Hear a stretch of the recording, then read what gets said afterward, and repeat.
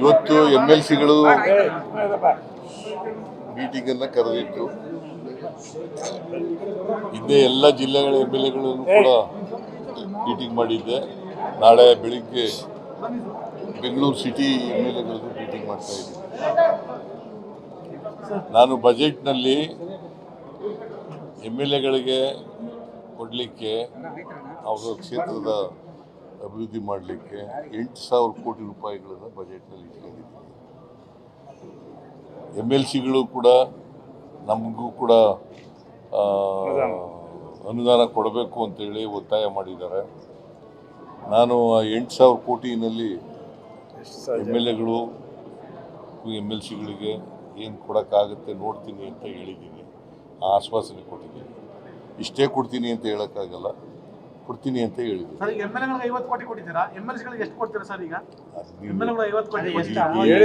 ಹೇಳಕ್ಕೂ ಮುಂಚಿತ ಪ್ರಶ್ನೆ ಇಷ್ಟೇ ಕೊಡ್ತೀನಿ ಅಂತ ಹೇಳಿಲ್ಲ.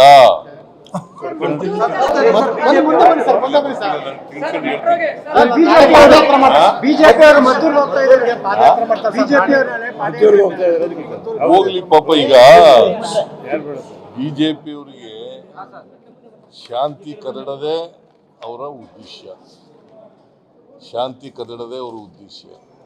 ಈಗ ಮೈಸೂರಿನಲ್ಲಿ ಚಾಮುಂಡಿ ಬೆಟ್ಟ ಚಲೋ ಅಂತ ಮಾಡಿದ್ರು. RSSನವರು ಬೇರೆಯವ್ರ ಕಡೆಯಿಂದೆಲ್ಲ ಬಂದಿದ್ದಾರೆ. ಶಿವಮೊಗ್ಗದವರು, ಚಿಕ್ಕಮಗಳೂರವರು, ಕೊಡಗಿನವರು, ಚಾಮರಾಜನಗರದವರು, ಮಂಡ್ಯ, ಇವೆಲ್ಲ ಬಂದು ನೆಮ್ಮದಿನ ಹಾಳು ಮಾಡೋದು, ಶಾಂತಿಯನ್ನು ಕದಡತಕ್ಕಂಥದ್ದು ಇದನ್ನು ಮಾಡ್ತಾರೆ. ಅದಕ್ಕೆ ಚಾಮುಂಡಿ ಬೆಟ್ಟಕ್ಕೆ ಹೋಗ್ಲಿಕ್ಕೆ ನಮ್ಮ ಪೊಲೀಸ್ನವ್ರು ಬಿಟ್ಟಿಲ್ಲ. ಅವ್ರಿಗೆ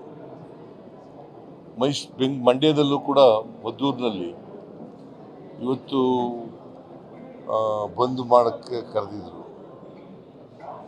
ಈಗ ನಾವು ಅವ್ರು ಹೇಳೋಕ್ಕೂ ಮುಂಚಿತವಾಗಿ 21 ಜನಕ್ಕೆ ಅರೆಸ್ಟ್ ಮಾಡಿದ್ದೀವಿ. ಕಾನೂನು ರೀತಿಯ ಕ್ರಮ ತಗೋತೀವಿ.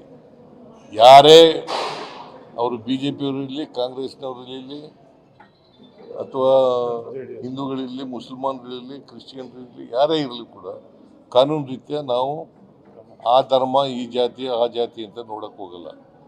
ಯಾರು ತಪ್ಪು ಮಾಡ್ತಾರೆ ಅವ್ರ ಮೇಲೆ ಕ್ರಮ ತಗೋತೀವಿ.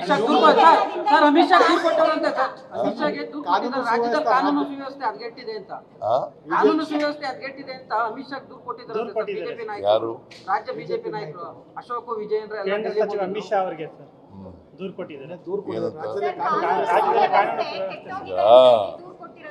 ಕಾನೂನಿನ ಸುವ್ಯವಸ್ಥೆ ಕಾಪಾಡೋದು ರಾಜ್ಯ. ಕೇಂದ್ರದಲ್ಲಿ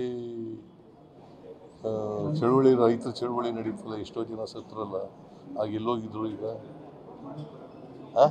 ಮಣಿಪುರದಲ್ಲಿ ನಡೀತಲ್ಲ, ಯಾಕೆ ಮಾಡಲಿಲ್ಲ? ಯಾಕ್ರಿ ಮಾಡಲಿಲ್ಲ? BJಪಿಯವರು ಯಾಕೆ ಅಲ್ಲಿ ಮಾಡಲಿಲ್ಲ? ಇಲ್ಲಿ ಮಣಿಪುರದಲ್ಲಿ ಪ್ರೈಮ್ ಮಿನಿಸ್ಟರ್ ಹೋಗಲೇ ಇಲ್ಲ ಅಲ್ಲಿಗೆ. ನೀವು ಇದನ್ನೆಲ್ಲ ಹೇಳೋದೇ ಇಲ್ಲ, ತೋರಿಸೋದೇ ಇಲ್ಲ. ಇವನ್ನ